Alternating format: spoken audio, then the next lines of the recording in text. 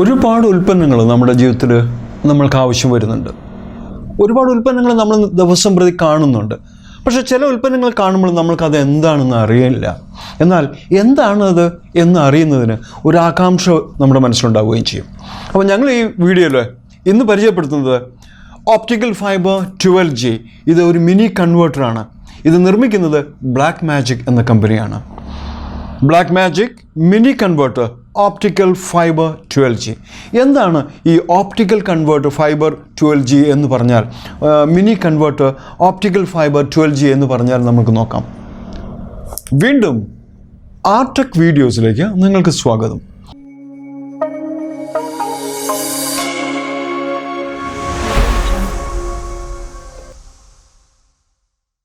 Artech videos ഇതുപോലെയുള്ള ഒരുപാട് ശാസ്ത്രീയമായ ഉൽപ്പന്നങ്ങൾ നിങ്ങൾക്ക് പരിചയപ്പെടുത്തി വരുന്നു. അവയുടെ സാങ്കേതികത എന്താണെന്ന് പറഞ്ഞു വരുന്നു. ഈ വീഡിയോ നിങ്ങൾക്കായി സ്പോൺസർ ചെയ്യുന്നത് Infomax technologies private limited, KINFRA, Kakkanchery. Mini converter optical fibre 12G. നമ്മൾക്ക് നോക്കാം എന്തിനാണ് ഇത് ഉപയോഗിക്കുന്നത്, ആരൊക്കെയാണ് ഇത് ഉപയോഗിക്കുന്നത്, എന്താണ് നമ്മൾക്കതുകൊണ്ടുള്ള ഉപകാരം. ഒരുപക്ഷെ ഈ ഓപ്റ്റിക്കൽ മിനി കൺവേർട്ടർ സാധാരണ ഒരു ഗൃഹോപകരണമല്ല. അതിനാൽ സാധാരണക്കാർക്ക് ഇതിൻ്റെ ആവശ്യം ഉണ്ടായിക്കൊള്ളണമെന്നില്ല. എന്നാൽ TV അല്ലെങ്കിൽ സിനിമാ രംഗത്ത്, ഡാറ്റ ട്രാൻസ്മിഷൻ രംഗത്ത് പ്രവർത്തിക്കുന്ന എല്ലാ ആളുകൾക്കും ഇത് വളരെ അത്യാവശ്യമാണ്. Mini converter optical fibre 12G. ഇത് നമ്മൾക്ക് എന്താണ് എന്ന് ഒന്ന് തുറന്നു നോക്കാം. എന്തൊക്കെയാണ് ഇതിൻ്റെ ഉള്ളിലുള്ളതെന്ന്. നല്ല ഫ്ലിപ്പ് ഓപ്പൺ ബോക്സാണ്. ഇതിൽ പ്രധാനമായും വരുന്നത് ഇതിൻ്റെ കണക്റ്റേഴ്സും കേബിൾസും ഒക്കെയാണ്. അതിന് പുറമെ ഇതിന് വേണ്ടുന്ന ഊർജം നൽകുന്ന, എനർജി നൽകുന്ന, ചാർജ് നൽകുന്ന ഒരു ചാർജറുണ്ട്. അതിന് പുറമെ ഇതിൻ്റെ പ്രധാന ഭാഗമായ ഈ converter optical mini converter 12G. ഇത് നിർമ്മിക്കുന്നത് നേരത്തെ പറഞ്ഞു Blackmagic ആണ്. എന്തൊക്കെയാണ് ഇതുകൊണ്ടുള്ള ഉപകാരങ്ങൾ, എങ്ങനെയാണ് ഇത് ഉപയോഗിക്കുന്നതെന്ന് നോക്കാം. സാധാരണ നിങ്ങൾക്കറിയാമല്ലോ, ഒരു ക്യാമറയിൽ നിന്നും അതിൻ്റെ ഔട്ട്പുട്ട് വരുന്നു. ഔട്ട്പുട്ട് ഏകദേശം ഒരു 100 മീറ്റർ കേബിൾ ഇട്ട് കൊടുത്ത്, SDI കേബിളോ മറ്റോ ഇട്ട് കൊടുത്തുകൊണ്ട്, അല്ലെങ്കിൽ HDMI കേബിളോ ഇട്ട് എടുത്തുകൊണ്ട് നമ്മൾക്കതിൻ്റെ ഡെലിവറി സ്ഥലത്തേക്ക് എത്തിക്കാം, അല്ലെങ്കിൽ മിക്സറിലേക്ക് എത്തിക്കാം. ഈ മിക്സറിലേക്ക് എത്തി 100 മീറ്ററിലും അധികമാണെങ്കിലോ പലപ്പോഴും ട്രാൻസ്മിഷൻ ലോസ് കൊണ്ടോ മറ്റോ വിചാരിച്ച ഗുണനിലവാരം ഉണ്ടായിക്കൊള്ളണമെന്നില്ല. എന്നാൽ അതൊരു ഓപ്റ്റിക്കൽ ഫൈബറിലൂടെയാണ് കൊടുക്കുന്നതെങ്കിലോ നല്ല ട്രാൻസ്മിഷൻ ലോസ് തീരെ ഉണ്ടാവില്ല. അതിനാൽ ഗുണമുള്ള, നല്ല ക്വാളിറ്റിയുള്ള, ക്ലാരിറ്റിയുള്ള വീഡിയോസ് നമ്മൾക്ക് കൊടുക്കാൻ സാധിക്കുകയും ചെയ്യും. ഒരു SDI സീരിയൽ ഡിജിറ്റൽ ഇൻ്റർഫേസ് ആയിട്ടുള്ള കേബിള് നമ്മൾ ഉപയോഗിക്കുമ്പോൾ അത് ഇവിടെയുള്ള ഒരു ഇൻപുട്ടിൽ കൊടുക്കുകയും ഈ ഇൻപുട്ടിൽ നിന്ന് ഔട്ട്പുട്ട് കൊടുക്കുന്നത് നമുക്ക് ഓപ്റ്റിക്കൽ ഫൈബറിലേക്ക് ആക്കുകയും ചെയ്യാം. അപ്പോൾ ഇതിനൊരു മോഡ്യൂളുണ്ട്. കഴിഞ്ഞ ദിവസം പറഞ്ഞ പോലെ ഈ മോഡ്യൂള് നമ്മൾ ഇവിടെ എടുക്കുന്നു. ഈ മോഡ്യൂള് ഇങ്ങനെയുള്ള നല്ല ബോക്സിൽ തന്നെയാണ് വരുന്നത്. മോഡ്യൂളും ഈ മിനി കൺവേർട്ടറും 2 പ്രത്യേക യൂണിറ്റായിട്ട് വരുന്നു. ഇത് നമ്മൾ ഇവിടെ ഇങ്ങനെ നമ്മൾ കണക്ട് ചെയ്യുന്നു. ഈ കണക്ട് ചെയ്ത് കഴിഞ്ഞാൽ ഇവിടെ ഇതിൽ നിന്നും 2 ഓപ്റ്റിക്കൽ ഫൈബർ നിങ്ങൾ കാണാം. ഇതിൽ 2 ഓപ്റ്റിക്കൽ ഫൈബറിൻ്റെ റിസീവറുണ്ട്, 1 റിസപ്റ്ററുണ്ട്, 1 ഇൻപുട്ടും 1 ഔട്ട്പുട്ടുമാണ്. അങ്ങനെ ഇതിൽ നിന്നും നമ്മൾക്ക് സാധാരണ കൊടുക്കുന്ന SDI നമ്മൾക്ക് വീണ്ടും അതിനെ ഓപ്റ്റിക്കൽ ഫൈബറായിട്ട് കൺവേർട്ട് ചെയ്യാം. ഓപ്റ്റിക്കൽ ഫൈബറായി കൺവേർട്ട് ചെയ്യുന്ന മിക്സറിൻ്റെ അടുത്ത് എത്തുമ്പോൾ നമ്മൾ വീണ്ടും ഇതുപോലെ ഒരു യൂണിറ്റ് വെച്ച് ഇതിൽ കൂടെ വീണ്ടും കണക്ട് ചെയ്ത് അതിനെ SDI തന്നെയായിട്ട് കൺവേർട്ട് ചെയ്യുന്നു. അങ്ങനെ അത് മിക്സറിലേക്ക് കണക്ട് ചെയ്യുന്നു. ഇതിൻ്റെ പവർ നമ്മൾ കണക്ട് ചെയ്യുന്നത് ഇവിടെയാണ്. ഇവിടെ ഇത് കണക്ട് ചെയ്ത് നമുക്ക് ഇത് ടൈറ്റ് ചെയ്ത് വളരെ സെക്യൂറായിട്ട് ഇതിൻ്റെ കണക്ഷൻ കൊടുക്കാം. അങ്ങനെ പവർ റെഡിയായി. ഇനി ഇത് പവർ പ്ലഗിലേക്ക് കൊടുക്കുകയും ചെയ്യാം. ഇത്രയുമാണ് ഈ യൂണിറ്റുള്ളത്. അപ്പോൾ 12G എന്ന് പറയുമ്പോൾ ഇതിൽ സാധാരണ 3 മോഡ്യൂളും ഉപയോഗിക്കാം. ഇതൊരു 3G മോഡ്യൂളാണ്. 3G മോഡ്യൂൾ, അതിന് പുറമെ 6G മോഡ്യൂൾസ് ഉണ്ട്. അതിന് ഉപരിയായിട്ട് 12G മോഡ്യൂൾസ് ഉണ്ട്.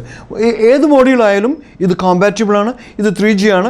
ഇതേപോലെ നമ്മളിതിൽ കണക്ട് ചെയ്യുന്നു. അതേസമയത്ത് ഇതിൻ്റെ മോഡ്യൂൾ മാറ്റി നമ്മൾ ഒരു 6G മോഡ്യൂളാണ് ചെയ്യുന്നതെങ്കിൽ, അല്ലെങ്കിൽ 12G ആണെങ്കിൽ നമ്മൾക്ക് 4K അതുപോലെ തന്നെ ഉള്ള വലിയ ഫോമാറ്റിലുള്ള വീഡിയോസ് സപ്പോർട്ട് ചെയ്യുന്നതാണ്.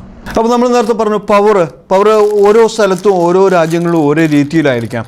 ചിലപ്പോൾ അതിങ്ങനെ ഫ്ലാറ്റ് പിന്നുകളായിരിക്കാം. അങ്ങനെയാണെങ്കിലും ഇതിൽ നമുക്ക് ഇവിടെ ഇത് കണക്ട് ചെയ്യാം. വെറുതെ സ്ലൈഡ് ചെയ്താൽ മതി. ഇങ്ങനെ സ്ലൈഡ് ചെയ്യുമ്പോൾ തന്നെ അത് കണക്റ്റഡ് ആവുന്നു. ഇപ്പോഴിതാവുന്നു.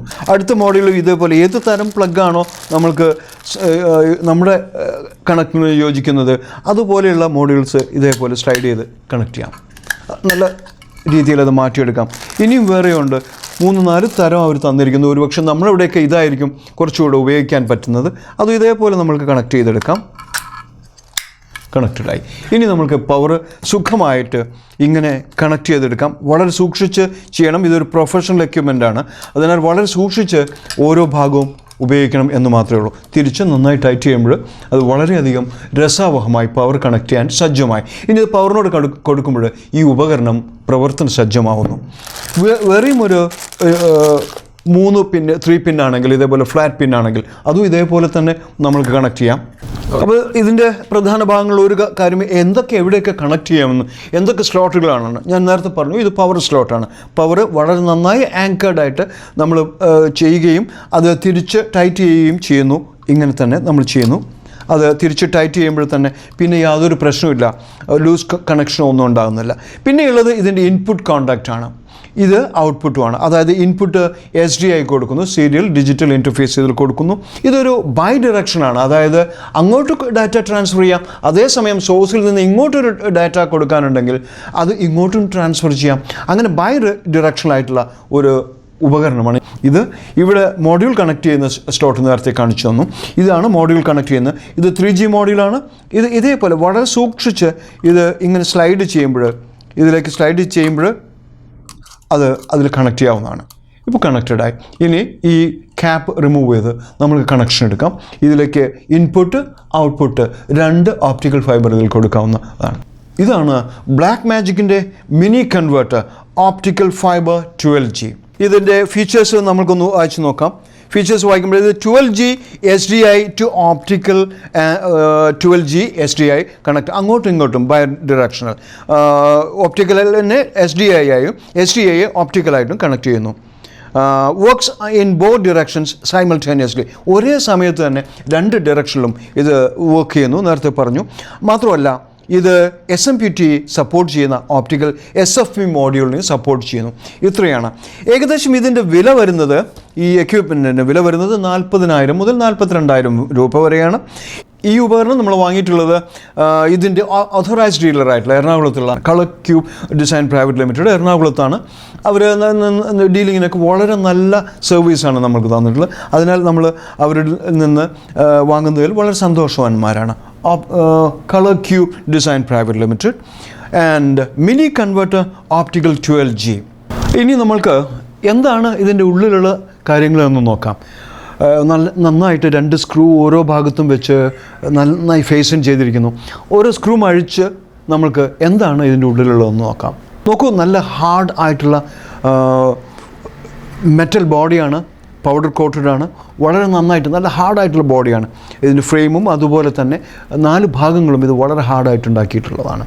അഴിച്ച് നോക്കുമ്പോൾ ഉള്ളിൽ നമ്മൾക്കതിൻ്റെ സർക്യൂട്ടറി വളരെ വ്യക്തമായിട്ട് കാണാം. 2 ഭാഗത്തും അതിൻ്റെ ഇൻപുട്ട് HDIയുടെ ഇൻപുട്ടിൻ്റെ സ്ലോട്ട് നമ്മൾ കാണുന്നു. അതിൻ്റെ ഔട്ട്പുട്ടിൻ്റെ സ്ലോട്ട്, അതായത് ഓപ്റ്റിക്കൽ ഫൈബറിൻ്റെ സ്ലോട്ട് കാണുന്നു. അതിന് മോഡ്യൂളിൻ്റെ ആ ഇൻസൈഡ് കാണുന്നു. പിന്നെ അതിൻ്റെ മദർ ബോർഡ് നമുക്ക് കാണാം. അപ്പോൾ ഇതാണ് ഇതിൻ്റെ സർക്യൂട്ടറി. ചിപ്സും ഓരോന്നിൻ്റെ സ്ലോട്ട്സും നിങ്ങൾക്ക് കാണാം. പവറിൻ്റെ സ്ലോട്ട് കാണാം. ഇതാണ് ഇതിൻ്റെ ഉൾവശം. അപ്പോൾ ഏകദേശം ഇതിൻ്റെ ഉൾവശം എന്താണെന്ന് നിങ്ങൾ കണ്ടു കഴിഞ്ഞു. ഇതാണ് ഒരു മിനി കൺവേർട്ടറിൻ്റെ ഉൾവശം. അപ്പോൾ ഞങ്ങൾ നേരത്തെ പറഞ്ഞു കഴിഞ്ഞല്ലോ, ഇവിടെയാണ് ഇതിൻ്റെ ഓപ്റ്റിക്കൽ ഫൈബേഴ്സ് കണക്ട് ചെയ്യുന്നത്. ഈ ഓപ്റ്റിക്കൽ ഫൈബേഴ്സ് കണക്ട് ചെയ്യുമ്പോൾ നമ്മൾ പഴയ കണ്ടു കാണും പച്ചക്കോടുള്ള ഇങ്ങനെ വീതിയുള്ള തരം പാച്ച് കോഡ്സ്. ഇതൊരു ഓപ്റ്റിക്കൽ ഫൈബർ കോഡാണ്. ഇതിൽ കണക്ട് ചെയ്യാൻ സാധ്യമല്ല.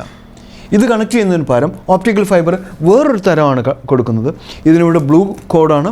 ഇത് വീതി കുറഞ്ഞതാണ്. അപ്പോൾ ഇതിൻ്റെ ബ്ലൂ ടൈപ്പ്, ഇതിൻ്റെ ലോക്ക് കാണാം.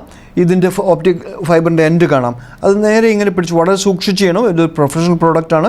വളരെ സൂക്ഷിച്ച് നമ്മളിങ്ങനെ കണക്ട് ചെയ്യുമ്പോൾ കണക്റ്റഡായി. ആ ക്ലിക്കിംഗ് സൗണ്ട് നമ്മൾ കേൾക്കാം, ലോക്കായി. അപ്പോൾ അത് വളരെ സെക്യൂറായി കണക്റ്റഡായി ഇത് ഉപയോഗിക്കാം. ഇവിടെയും ഇപ്പുറത്തും അതുപോലെ തന്നെയാണ് ഉപയോഗിക്കേണ്ടത്. അപ്പോൾ നമ്മളിത് ഇനി റിമൂവ് ചെയ്യണമെങ്കിൽ ഈ ലോക്ക് ഒന്ന് പ്രസ് ചെയ്തിട്ട് വലിച്ചാൽ മതി. അപ്പോൾ ആ കോഡ് റിമൂവ് ആവുന്നു. എങ്ങനെയാണ് ഓപ്റ്റിക്കൽ ഫൈബർ ഈ തരം ഉള്ള പാച്ച് കോഡ്സ് ആണ് ഇതിൽ കണക്ട് ചെയ്യുന്നത്. ഇത് വീതി കുറഞ്ഞ ബ്ലൂ കോഡാണ്. ഇതാണ് ഇതിൽ കണക്ട് ചെയ്യുന്നത്. അപ്പോൾ ഈ ഉപകരണം പ്രവർത്തന സജ്ജമാകുന്നു. അപ്പോൾ അടുത്ത ഒരു ഉപകരണം പരിചയപ്പെടുത്തുന്നവരെ നിങ്ങൾക്ക് ബായ് പറയുന്നു. Thank you very much.